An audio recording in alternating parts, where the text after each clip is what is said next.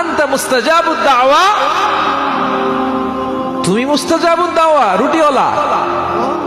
আমি এত বছর হাদিস পড়াই, আমিও তো মুস্তাজাবুদ দাওয়া না, আর তুমি রুটি বেচো বাজারে, তুমি মুস্তাজাবুদ দাওয়া, তুমি দোয়া করলে সব কবুল হয়ে যায়।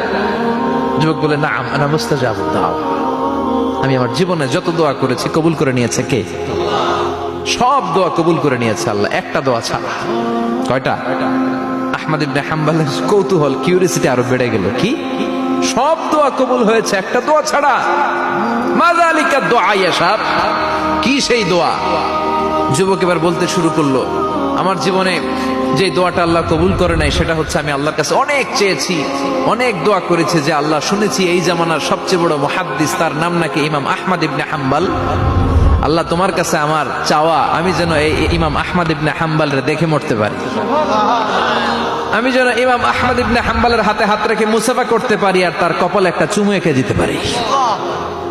আহমদ ইবনে হাম্বল আবেগপ্রবণ হয়ে গেলেন, চোখের পানি ছেড়ে দিলেন, বললেন, যুবক, তোমার এই দোয়াটাও কবুল হয়ে গিয়েছে।